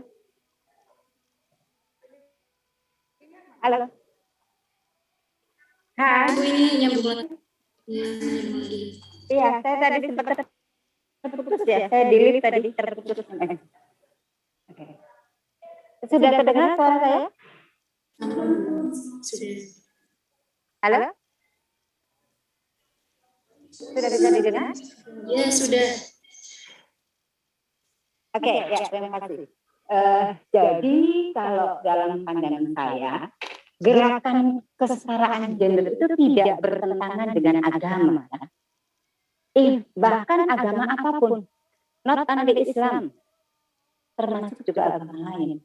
Jadi kalau kita itu menyatakan diri sebagai khalifatullah fil ardh, mau jenis kelaminnya laki, mau jenis kelaminnya perempuan, sepanjang dia melakukan peran kemanusiaan dengan peran yang terbaik, kualitas terbaik, nilai-nilai positif yang dilakukan, bukan kemadorotan tapi membangun kemaslahatan.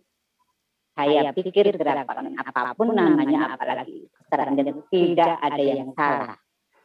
Landasan saya jelas, bahwa Islam itu dihadirkan oleh Allah sebagai rahmat alam semesta, rahmatan lil alamin. Rahmat alam semesta itu artinya apa? Allah itu menyayangi, menghargai, memberikan penghargaan kepada laki dan perempuan. Tidak ada bahwa laki-laki itu lebih tinggi kualitasnya dibandingkan perempuan. Jadi persoalan kualitas keilmuan ya tergantung. Kalau laki-laki tidak belajar, dia tidak akan punya kualitas keilmuan yang memadai. Perempuan tidak belajar, dia tidak akan punya kualitas kemampuan keilmuan yang memadai. Jadi tergantung dengan effortnya, ikhtiarnya. Ya. Menanggapi ini, menurut hemat saya nggak ada yang salah. Terus kemudian begini ya, yang dibangun di dalam konteks salingan ini, mubadalah ini, justru kita ini akan mengingatkan kembali kesadaran bersama kita ketika Allah ini tidak mendiskriminasi jenis kelamin. Berbeda itu bukan berarti untuk dibeda-bedakan ya kalimatnya. Jadi berbeda itu pasti itu kodrat ya, itu sunnatullah. Tetapi keberbedaan ini untuk bekerja bersama. Tadi dalam bahasa saya adalah bagaimana ini kita membangun kemajuan bersama menjadi nilai positif bukan nilai negatif, apalagi nilai destruktif. Nah, jadi tidak boleh juga misalkan atas nama kesetaraan gender perempuan merasa lebih daripada laki-laki atau sebaliknya. Jadi di sini tidak boleh ada yang jadi subjek dan menjadi objek. Dua-duanya harus menjadi subjek untuk menegakkan kemaslahatan bersama. Kesalingan itu memang membutuhkan kearifan tadi yang saya bilang laki-laki, salah satunya adalah kearifan seperti kebijaksanaan. Yang kedua adalah kasih sayang. Jadi laki dan perempuan itu saling menyayangi. Kalau ada misalkan ya laki-laki kan dia merasa yang bekerja di luar rumah punya gaji besar, terus kemudian istrinya memilih tinggal di rumah, memilih peran domestik. Kemudian laki-laki kalau datang ke rumah menamai terhadap istri, misalkan belum ada tersaji teh di meja, dia marah-marah. Itu bukan kesalingan yang dibangun, karena sudah dia menempatkan dia sebagai subjek, sementara itu sebagai objek. Padahal kalau tidak ada istri yang ada di rumah, tidak ada yang menghandle kerjaan rumah sendiri. Begitu juga sebaliknya, andaikan istri yang memilih kerjaan di publik, suami memilih menghandle pekerjaan domestik, it's no problem sepanjang itu adalah hasil kesepakatan, hasil musyawarah. Jadi empat pilar tadi sehingga namanya kesetaraan gender berbasis negara ini menurut saya karena kita sendiri melanjutkannya pada sumber hukum terlebih dalam Islam ya, ada Al-Quran, ada Al-Hadis ya. Contohnya kalau di dalam hadis, man layarham layurham, siapa yang tidak mengasihi maka dia tidak akan dikasihi. Artinya apa? Siapa yang tidak menanam kebaikan pasti dia tidak akan mendapatkan kebaikan. Itu hal yang lumrah kan ya. Jadi yang akan kita bangun adalah nilai positif, bagaimana kita membangun rahmah, membangun penghargaan, kebersamaan, kesalingan satu sama lain. Jadi kalau yang memahami bahwa laki dan perempuan itu makhluk atas dan bawah, majikan dan bawahan, nah itu bukan kesetaraan, itu bukan nilai dari Islam rahmatan lil alamin, itu bukan nilai mubadalah. Itu pandangan saya. Begitu Mbak Herisa ada ya jawaban saya untuk penanya berikutnya. Jadi marilah gerakan kesetaraan ini bukan dalam rangka satu menjadikan perempuan abai terhadap laki-laki atau sebaliknya laki-laki abai terhadap perempuan. Justru gerakan ini adalah menyadarkan kembali bahwa kita sesama manusia, kalaupun berbeda dari Islam, adalah untuk saling menghargai, menghormati satu sama lain. Begitu Mbak Heru. Terima kasih Bu Titi. Selanjutnya pertanyaan 3 dari saya, dari Husna dari Kendal ya. Pertanyaannya, bagaimana cara memberi pengertian ke suami? Ini pertanyaan tertuju kepada ini Mas. Bagaimana cara memberi pengertian suami atau laki-laki kalau istrinya atau seorang perempuan itu juga berhak atas dirinya sendiri dengan mengeksplor dirinya sendiri atas sosial.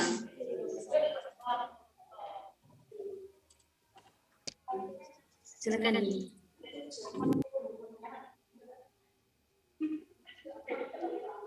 Sudah?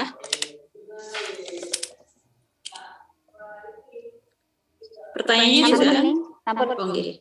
Bagaimana seorang perempuan ini bisa meyakinkan laki-laki bahwa dirinya itu mempunyai hak atas dirinya sendiri gitu? Jadi mungkin ini masuk kepada konsep muasyarah bil ma'ruf. Jadi dalam relasi antar suami dan istri itu harus ada yang namanya komunikasi yang efektif. Komunikasi itu bukan hanya penyampaian informasi atau keluhan saja, tapi memang harus dengan cara yang efektif. Komunikasi yang efektif di sini memang sedikit rumit karena harus dibangun pelan-pelan berdasarkan kepercayaan, berdasarkan saling menghargai, berdasarkan bagaimana kita ini bisa memahami dan juga menyatukan, mempromikan karakter satu sama lain. Jadi komunikasi yang efektif ini membutuhkan waktu sebetulnya antar suami istri supaya bisa terjalin. Tapi bagaimana meyakinkan suami? Yang pertama adalah suami tersebut harus memiliki penghargaan dulu terhadap seorang perempuan. Jika laki-laki ini tidak memiliki karakter yang baik ataupun tidak memiliki rasa menghargai terhadap perempuan, ataupun basic agamanya ini kurang baik, ataupun misalnya dia ini memiliki karakter yang kurang baik, itu akan sulit. Yang pertama. Karena meskipun hadis Nabi itu khairukum li ahli, yang terbaik dari kalian semua itu adalah yang paling baik kepada istrinya ataupun kepada suaminya, itu jika tidak betul-betul disadari, diimplementasikan, jika ilmu itu tidak diamalkan, tidak ilmiah dan amaliyah, hanya untuk informasi saja, itu juga tidak akan ada gunanya. Jadi yang pertama adalah karakter dari laki-laki itu sendiri. Yang pertama harus seorang laki-laki yang menghargai perempuan. Kedua, caranya adalah kita bermuasyarah dengan komunikasi yang efektif. Kita memang pertama harus mengalah dulu, kita harus mengerti dulu, cara ngomongnya juga harus baik, tidak boleh menggurui, kemudian juga kita menyampaikannya dengan pelan-pelan. Kita tahu bahwa ego seorang laki-laki itu tinggi, sehingga untuk menghadapinya tidak harus dengan ego juga, tapi juga dengan pelan-pelan, dengan kompromi yang baik, dengan waktu yang misalnya waktunya tepat gitu. Kita harus mengungkapkannya pelan-pelan. Hukum Islam sendiri tadi menurut Imam Syafi'i bahwa perempuan itu harus menaati suaminya, betul, dalam konteks muasyarah bil ma'ruf, tidak memiliki tanggung jawab mengenai sandang pangan dan papan karena itu adalah tanggung jawab suami. Tapi jika kita ini ingin memiliki kiprah lain selain menjadi peran domestik ataupun menjadi istri saja, itu harus atas kompromi dan juga izin suami. Caranya itu tadi, komunikasi yang efektif, yang pelan-pelan, yang muasyarah bil ma'ruf, yang bisa meyakinkan tapi juga ada tanggung jawabnya. Jadi ketika kita menginginkan sesuatu, pertanggungjawaban hal itu sampai tuntas, dalam artian kita menunjukkan diri kita meskipun kita perempuan, kita ini bisa kok dipercaya, kita ini bisa kok mengambil keputusan yang baik, kita bisa kok rasional, tidak selalu emosional, kita bisa bertanggung jawab atas pilihan yang kita lakukan. Ya pokoknya yang pertama selain komunikasi efektif, tapi juga pembuktian diri bahwa apapun yang kita inginkan itu kita akan bertanggung jawab atas hal itu dengan sebaik mungkin. Kita juga tidak akan melalaikan ataupun melupakan tugas kita sebagai seorang istri yang mengabdi kepada suami, serta kita harus terus memiliki rasa hormat yang baik dengan suami. Itu saja sih. Jadi memang harus dibangun, komunikasi yang efektif itu harus dibangun gitu. Dan ini caranya setiap orang sendiri-sendiri karena masuk kepada karakter orang kan ya. Tergantung orangnya itu bagaimana, nanti kita menyikapinya bagaimana. Harus sabar, harus cerdas, jadi perempuan harus sabar, harus cerdas, harus bisa menempatkan diri. Itu adalah tantangan kita sebagai seorang perempuan. Makanya perempuan itu dalam sejarahnya ketika menjadi wali, dia itu bahkan sebetulnya, tapi ini tidak boleh dijadikan mindset karena ini qalil ataupun langka. Rabi'ah al-Adawiyah itu adalah seorang sufi besar yang luar biasa cintanya kepada Allah.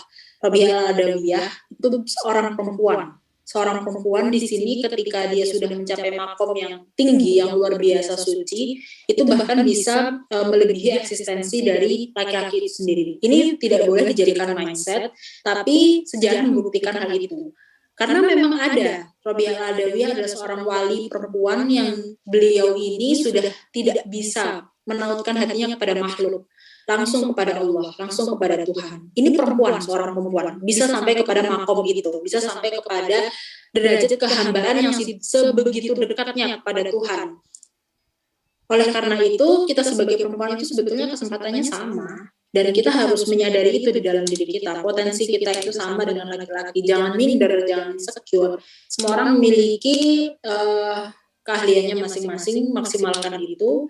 Dan kompromikan itu jika memang kita sudah memiliki suami dengan kompromi yang baik, komunikasi yang efektif, muasyarah bil ma'ruf, cara yang elegan, yang feminim tapi bertanggung jawab, menunjukkan integritas kita sebagai perempuan yang cerdas, berpendidikan, bisa diandalkan, bertanggung jawab tapi juga mampu menghormati suami kita. Kita harus memiliki karisma itu. Orang yang memiliki karisma adalah orang yang tahu siapa dirinya, tapi juga menghormati orang lain. Itu adalah orang yang memiliki karisma. Dan jadilah seperti itu, seorang perempuan yang terhormat, yang elegan, yang menghargai dirinya, yang tahu siapa dirinya, tapi juga menghargai orang lain. Gitu. Sudah cukup? Ya, cukup. Terima kasih jawabannya, Nek Imas. Oke. Kami ucapkan terima kasih kepada narasumber yang telah menyampaikan materi dengan luar biasa dan menjawab pertanyaan dari peserta serta antusias para peserta dalam webinar ini. Boleh tepuk tangan yang meriah untuk kita semua.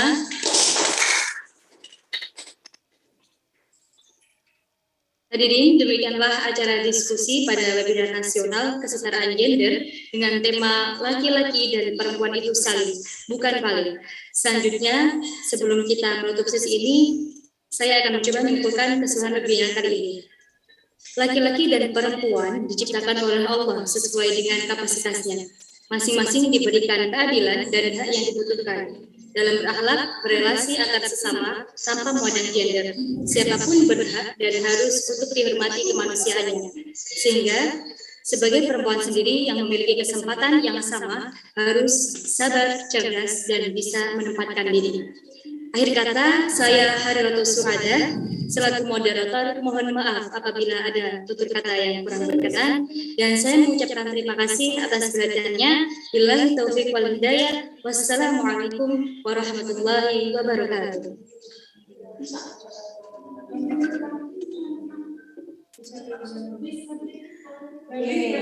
Happy audience! Finally, we come to the end of the event that is closing.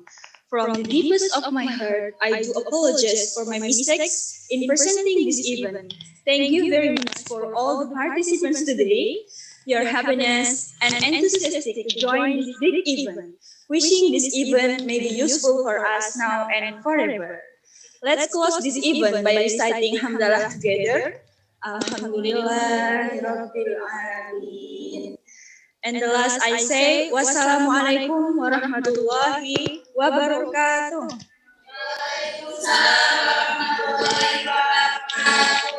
See you in the next national webinar. Thank you for narasumber, Mas, and Titi.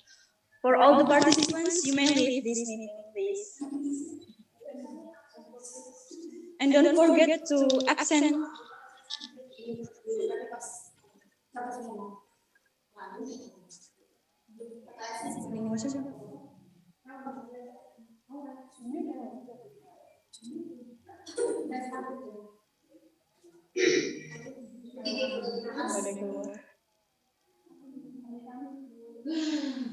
Terima kasih kepada Ibu Titi dan Ning Imas serta partisipasinya dari teman-teman semua.